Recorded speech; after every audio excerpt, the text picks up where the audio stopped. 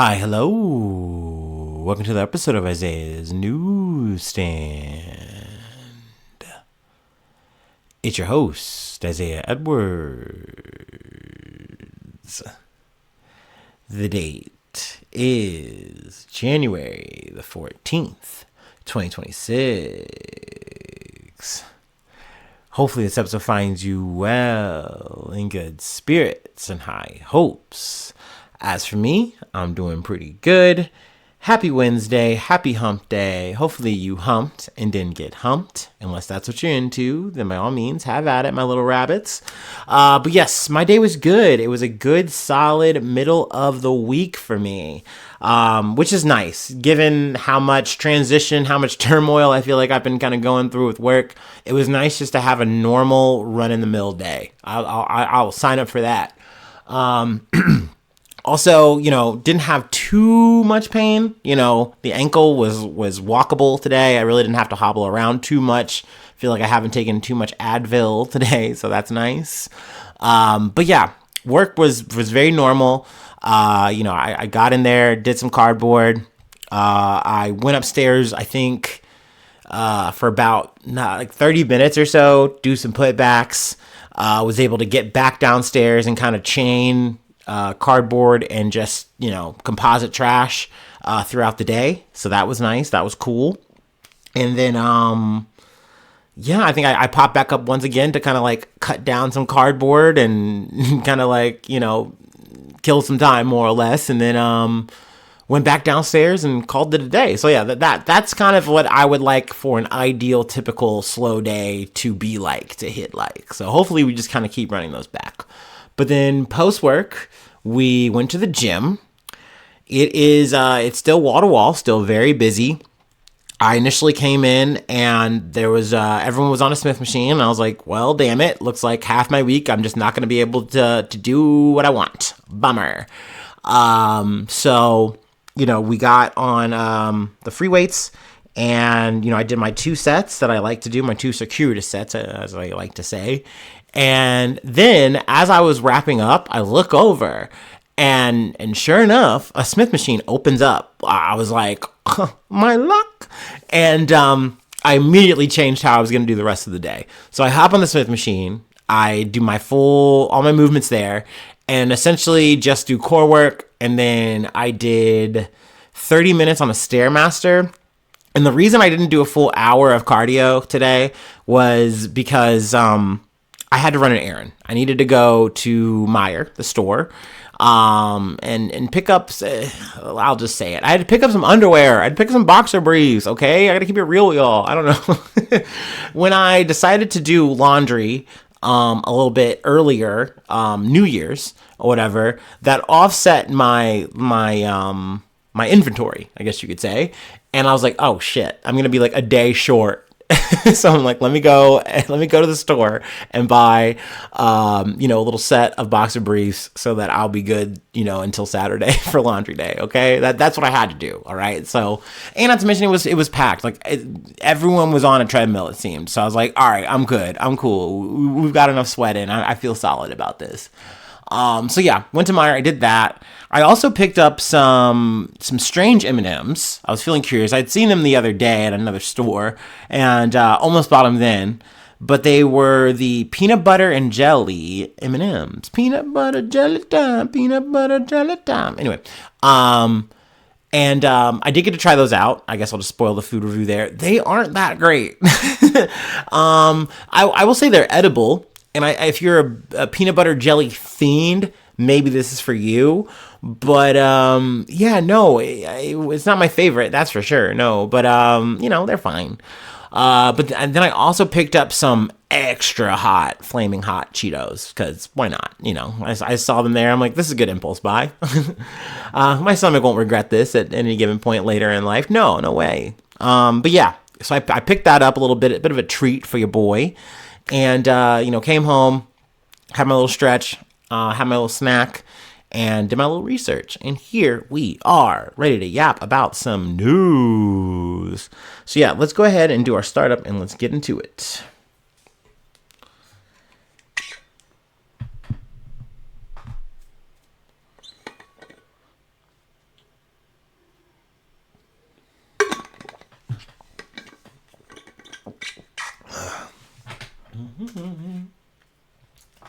Shoopity-doo, shoopity-doo.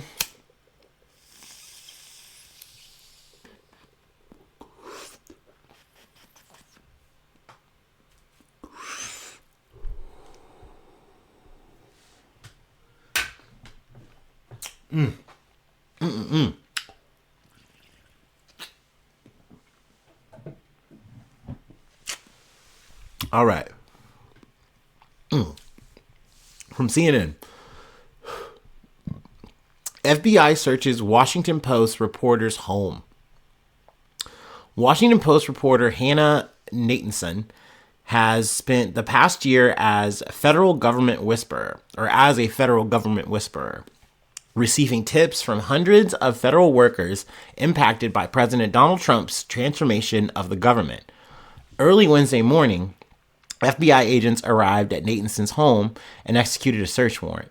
One phone, 2 computers, and a Garmin watch were seized, the Post reported. The exceedingly unusual raid of a reporter's home immediately set off alarms among press freedom advocates. The Post top editor, Matt Murray, said the publication was deeply concerned about the provocative and aggressive nature of the FBI's actions. Attorney General Pam Bondi alleged in a post on X that Natanson was obtaining and reporting classified and illegally leaked information from a Pentagon contractor. FBI Director Kash Patel alleged in a separate statement that an individual at the Washington Post obtained and reported classified sensitive military information from a government contractor. Hours later, Trump told reporters in the Oval Office that a leaker on Venezuela has been found and is in jail right now. Trump did not specify any connection to the search of the Post reporter's home, but Natanson's most recent story, published last week, was about Venezuela. Natanson and 5 Post colleagues co-authored the story, which cited government documents obtained by the Washington Post. Bondi's and Patel's statements appeared to reference a contractor, Ariello Perez Lugones, who was arrested last week in Maryland. He was charged with illegally retaining classified documents, according to a federal affidavit. He is scheduled to appear in federal court on Thursday. It is not a crime in the U.S. for journalists to obtain or report on leaked documents, even when sources who disclose them face legal exposure. Journalists are legally permitted to publish government secrets, and the courts have again and again reaffirmed that First Amendment right. Clayton Weimers, executive director of Reporters Without Borders USA, told CNN. Weimers and other experts said the decision to execute a search warrant and seize Natanson's devices, rather than seek her records through a court subpoena, was a sharp escalation in the Trump administration's actions against the news media. And just I guess taking aside here, I was almost surprised that we're not seeing an escalation by the Trump administration to arrest Natanson. And maybe they do know that that's a line, but I would not be surprised. Maybe we can mark that as a prediction for the year, that that's where this administration tries to take it.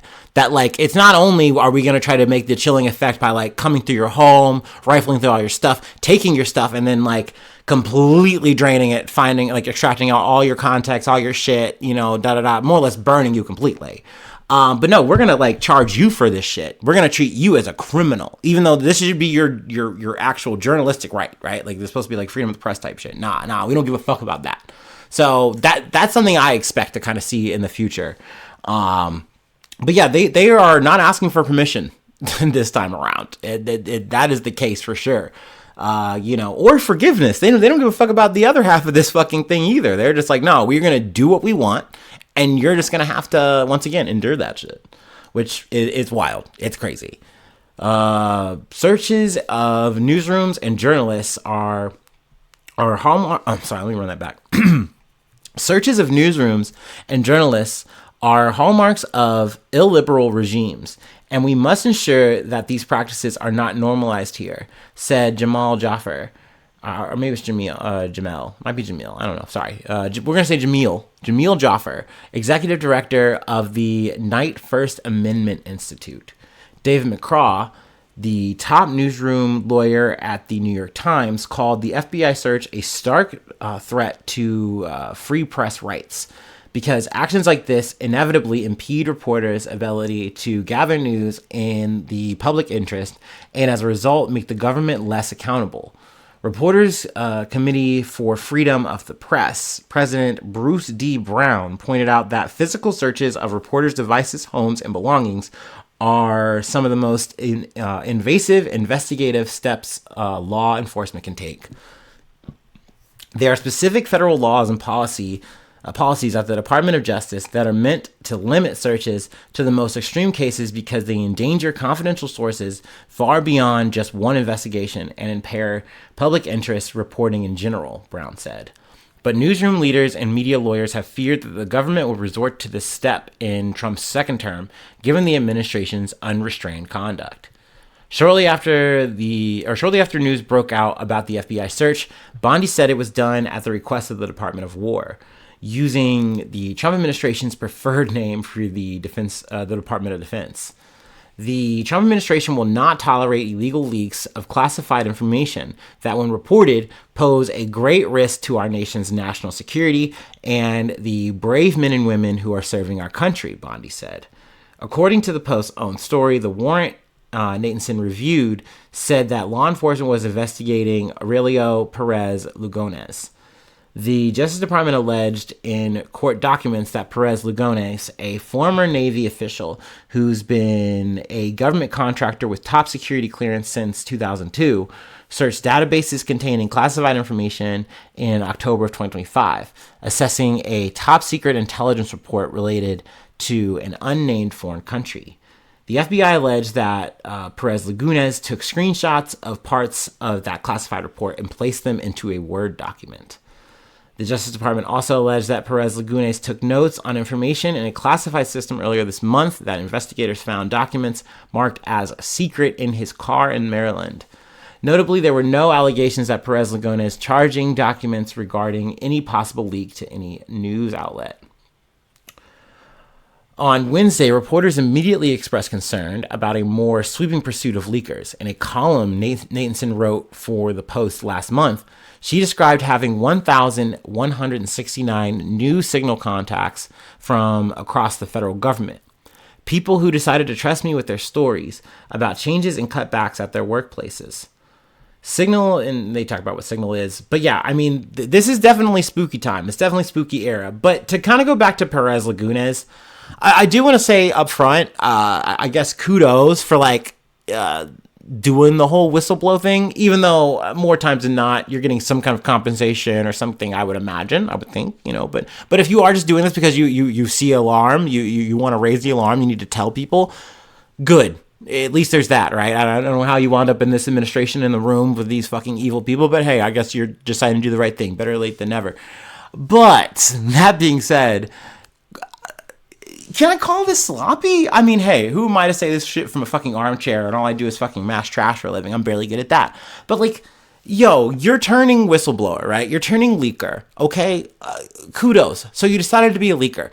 Don't leave top secret government shit in your car. I don't know. I don't know where you placed it, where you left it, but you got to be tighter about this kind of shit, man. If you're gonna choose to make this kind of move, otherwise, it's just safer. It's just smarter to quit. It's just smarter to just distance yourself from this shit. Pontius Pilate, get the fuck out. I guess I don't know, but man, now you're in a fucking lurch, and not to mention they're using you to get to this reporter, and who knows what they're gonna take, from all those devices or whatever. Also, the Garmin, damn, they trying to track where you went. They're trying to see who you was talking to, where you was talking to them at. I don't know, man. That obviously is very concerning, right? So yeah. And I say concerning, and now we're about to get into some icky, gross shit. So yeah. So from one thing to another, let's move on. Actually, I know this is a bit of a brute force segue here. I love doing those. From USA Today, Timothy Busfield in police custody amid sex abuse claims, report. So yeah, definitely, this is where, you would say trigger warning, child sex abuse stuff, icky, we're talking pedophiles. We're talking pedophiles. the Jeffrey Epstein type shit. Not related to Jeffrey Epstein, but obviously, Hollywood pedophiles, still a thing, 2026. Awesome. Hate that for us. Okay, so yeah, Following allegations of child sex abuse, actor Timothy Busfield has turned himself into police, according to a new report. Busfield, 68, was charged with child sex abuse on Friday, January 9th, after New Mexico authorities issued a arrest warrant, according to a criminal complaint viewed by USA Today. New Mexico police and U.S. Marshals searched for Busfield following the warrant, the Albuquerque Police Department confirmed. Now, I think he had said at some point in some kind of statement, he had heard about the charges.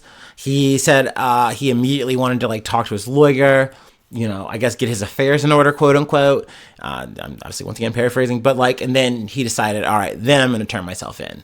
But we're saying this got to a point where this was making headlines. They were going and doing a search for you. They were looking for you. So I don't know. I knew about it. I wasn't running. Okay, bud. All right. But yeah, I remember hearing about this over the weekend, and I was like, oh, mamma mia, here we go again. And I really didn't want to. So I was like, I will wait for this guy to be caught. And, he said, no, I'm going to turn myself in. There's a quote. I'm not going to read it. Fuck this guy. And I do have to add, this is all alleged. This is all, I guess you have to say, speculative for some of the things that I may say about this man, whatever. I have to, say that as a podcaster. I try to cover my butt. But, let's see. An investigator with the Albuquerque Police Department filed a criminal complaint for a case involving 2 minors who were part of the series The Cleaning Lady, which Busfield directed. Busfield is charged with 2 counts of criminal sexual conduct with a minor and 1 count of child abuse. Also, he's married to Little House on the Prairie alum Melissa Gilbert and known for his roles in The West Wing and Field of Dreams. Also 30-something. I'm full disclosure, I've never seen any of this guy's shit. I think they were going through a whole list of things, and I think there was some kind of TV that he cameoed in, was in. I think I might have seen that, or a movie. But he's definitely the kind of guy who has a face you've seen before, right? I don't know. Am I crazy? Millennials chime in. But yeah. Also, it's worth noting that this isn't, to my knowledge, the only allegation that this guy has dealt with. I think there was another Hollywood production project where there was a 17-year-old girl involved. So there was that. So not this guy's first go around.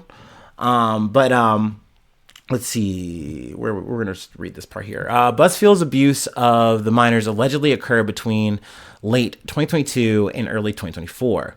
But one child alleged that Busfield had touched them inappropriately. We can just smash to that. And then also instructed them to, he also instructed the children to call him Uncle Tim.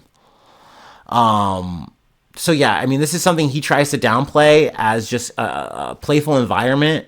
And the worst thing was they just got tickled, and actually they're just upset because he had to fire them. But production assistants told Albuquerque police that Busfield was sometimes touchy or unprofessional. So yeah, we're definitely gonna let the shit come out in court. We'll probably come back to the story in the future. But also, let me tell you the craziest fucking plot twist. I didn't know this until I popped open the article. But apparently this motherfucker was supposed to be in an episode of fucking, guess what? Law and Order SV fucking U, dude. They had to pull the episode, dude. They said, oh, fuck, this dude's a fucking perpetrator for real, in real life. But I would think you would do your research on this shit. And if there was previous allegations, you wouldn't put a guy like this on, right? I don't know. I'm sure maybe that's not even the first time something like that has even happened. If people actually really did the research, I'm sure there's some TikToker out there who's got the receipts. I don't know. I'm not the one. But obviously very disturbing, very upsetting, very icky. So, had to drop that one off in the middle of the week. So there you go. I know it. You know it now. So there's that. But yeah, let's move on. I got an update on the whole fucking freaky Grok AI situation from the BBC. X to stop Grok AI from undressing images of real people after backlash. It's crazy. It's so crazy. Once a problem gets to America, then all of a sudden people perk up. That's usually how it goes. A little bit of spoiler alert here. Let me take a water break though.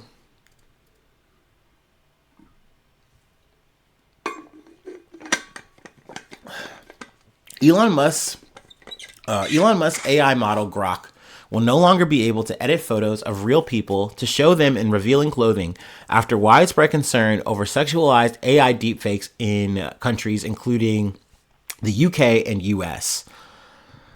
We have implemented technological measures to prevent the Grok account from allowing the editing of images of real people in revealing clothing such as bikinis. This restriction applies to all users, including paid subscribers, reads an announcement on X, which operates the Grok AI tool. Which I don't know if you remember from when we talked about this previously. I wasn't 100% sure when I was saying it, but essentially they just paywalled that. Like when the initial wave of backlash hit and like countries are like, yeah, we're going to ban you if you do this. We're going to like do an investigation. We're going to do a probe. They're like, oh, okay, we see the woke mind virus alive again. Okay, well, what we'll do is we will just make it so that you have to be a Twitter Blue user. There you go. Now there's a little bit more skin in the game. It's like, no, dude, now you're just saying pay for this and now you can put anyone in a fucking bikini, dude. Like, what are we doing here? Also, the craziest thing is... let me just get here. The change was announced hours after California's top prosecutor said the state was probing the spread of sexualized AI deepfakes, including of children generated by the AI model. So I think paired with that and the UK thing, even though once again other countries had already stepped up and said, "Hey, Malaysia and Indonesia had stepped up and said, "Hey, we're blocking access to this over the fucking Grok shit." Like, nah, that's small potatoes. We can take that. We don't care. But like, okay, it becomes an American issue. All right, and all it took was just some clickety clackities on a computer, and it's gone. It's fine. It's fixed. You should have just done that. Like, instantaneously, you should have just done, which means to say, right, and my speculations hat's on, again, I gotta tell you, little Justin, they knew. Like, these people are not idiots. They know what this shit is capable of. In fact, sometimes they even make sure to rig it so that it will do it more often. And I'm not saying specifically this, but they know what the AI is prone to do, what it wants to do, and not that it's a living being thing, but they give it in terms of like certain kind of filters and da. So they knew this shit could have happened, right? Is what I'm trying to get at, what I'm trying to fucking surmise. Then it does happen, and they go, oh man, that's so crazy, that's so unfortunate. The whole time, though, all they had to do is say, well, damn, kids are involved here. Not to mention, it shouldn't just take that. It's just a period. A human being, a real person, is being, potentially fucked over by this fucking technology here. We need to stop it. They go, nah, let it cook, let it run. Let go. And they let it run until, once again, the cries of a fucking investigation of fucking shutting this shit down become an American thing. And then it's like, oh, okay, well, maybe we do stand to lose too much money now. Now we should pull the plug on it. So, evil work. Evil people. Obviously, for both of these stories, the Timothy Busfield, the Elon Musk, tomatoes. Under Tomato Town for these people. But also, I guess an aside, congratulations to Elon Musk. Another 2 babies, I think. I do not know the baby mother, the baby mama. Who knows? Who can say? Maybe they signed an NDA. But yeah, he took some fucking photo op with them. I don't know if you can even see their. I really didn't even bother to look. I don't even know their names. Maybe they're like unknown symbols, but who fucking cares? It's neither here nor there. Let's get off this shit. I am, though, just closing on this part. I'm glad that they at least, better late than never, right? But like that is traumatic as fuck. You log online, you boot up your shit, or someone sends you a photo of you that you've never taken, and it's like, what is this? It's like, I don't know. I just saw this on the internet. I was scrolling on X. Everything happened. I just saw you in a fucking bikini. I didn't know, bro. That like what's it? That would break my shit. No, dude. Like. And maybe there's some people out there like, it's not even a big deal, bro. People are like just crying over nothing. Put you in a bikini, bro. Put you in a fucking suggestive situation and then like show it to your coworker. Okay, run it then. Like, shut the fuck up. Like, just be a fucking human instead of trying to be some fucking debate lord for once. If you're on that shit while you're driving around, driving fast in your car. Anyway, we have one more story that I wanted to cover. And it's not a lighter. as usual. Actually, I usually save the death in the future and try to end light, but there was no light. I guess technically we started with the lightest thing, the Trump administration being the Trump administration. We got to talk about a rogue rampaging elephant, nature. But in that regard, I guess it is lighter because we're talking about nature. I don't know, I'm trying I'm trying to make levity. It's hard. Anyway, let's go ahead and take our last break, and then we got to go to India.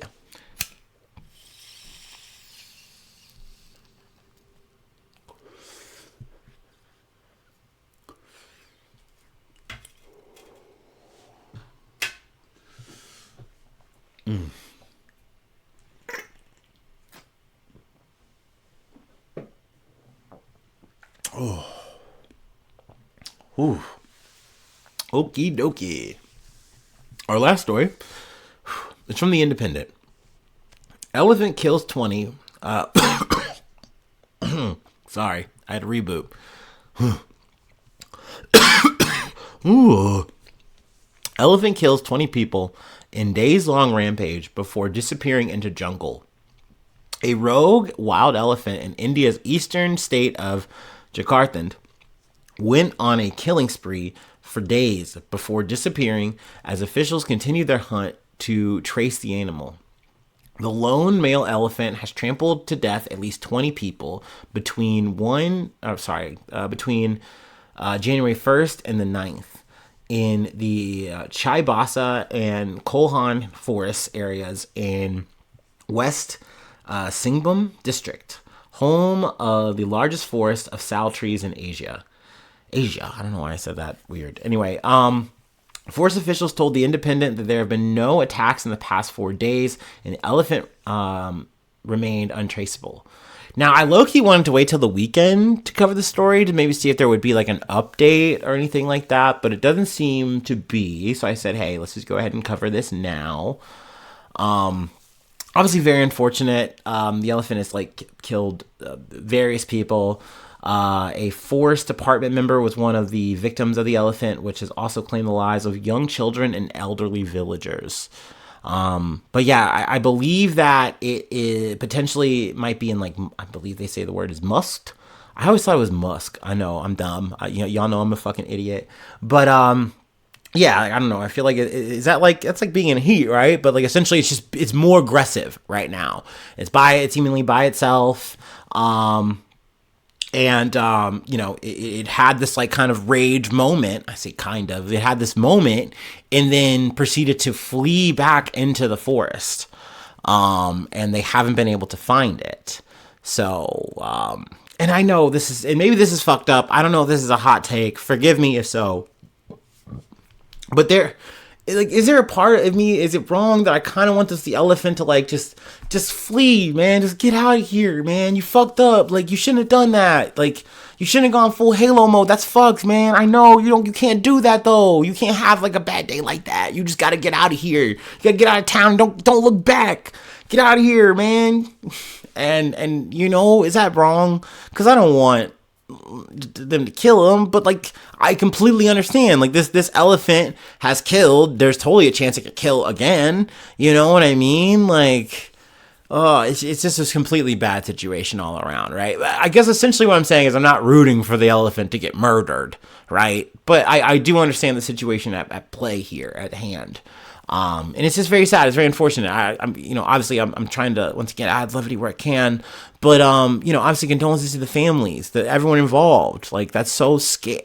Also, once again, the fact that the elephant did all of this shit, went on a rampage and left, I was reading this shit and I'm and I know this is me sounding dumb again, but I'm when you think about it, moments like this is the closest we get to real life Godzilla moments, right? And I guess I was in this state of mind, right? Because I'm covering all these fucked up stories. I'm thinking of how fucked up the world is. And I have that I don't know if you've seen the pixelated Godzilla meme, and it's the lady and she's yes, Godzilla, destroy Tokyo. We deserve this, or something like that. I can't remember what the meme is. And I'm just thinking, like, I was just in my peak nihilism mode. I don't know. And I'm like, yeah, man, sometimes, you know, we need to have like our American elephant moment. I don't know. I know. The vibes are fucked. I don't know, man. I'm in the abyss. But no, obviously, once again, real shit. Condolences to, you know, the families, everyone involved in this fucking thing. Hopefully there's not a repeat, moment like this in 2026. They did reference, though, another story we had covered last year with elephants getting hit with trains. India's Environment Ministry told Parliament earlier this year that about 80 wild elephants have been killed nationwide after being hit by trains between 2021 and 2024 through 2025. And they talk about an incident in December. But yeah, obviously it's hard out here for the people. It's hard out here for the elephants. So yeah, I mean, we're all trying to fucking live together, thrive together. That shit's hard, man. Especially with, how the human spirit be. You know how we fucking be expanding and shit and gobbling up all the resources.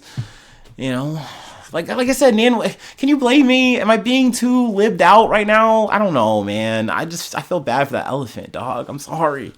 Anyway, that's it, though. That's all I have. That's the episode. If you'd like to help out, support the effort, I do have a Patreon. Patreon.com/IsaiahNews. Become a newsie today. Free ways to hit me up at IsaiahNews1@gmail.com. Feel free to follow me or the podcast on any of the socials. Subscribe to the YouTube. Follow on TikTok. Follow on Spotify. Follow on Apple Podcasts. Wherever you like to listen. Let's see. Leave a like. Leave a cool comment. Sharing is caring. It can always be fun. 5 stars on Spotify. 5 stars on Apple Podcast. Ooh. Excuse me. But it's always appreciated. But you don't have to do all that. I appreciate you just listening to me. For my good days, for my bad days, for my action-packed days, for my normie days. I appreciate everyone who, either pops in every once in a blue moon, the long time, long haulers who've been listening since like day one. I appreciate you. Whether or not you follow, whether or not you've, become a newsie, it don't matter. At the end of the day, I appreciate you just having this walk with me every day. You know what I mean? It means a lot. So thank you. Sorry. Thanks so much for tuning in. Thanks so much for being a friend. And hopefully I see you soon for some more good news. I love ya. Bye-bye. Mwah.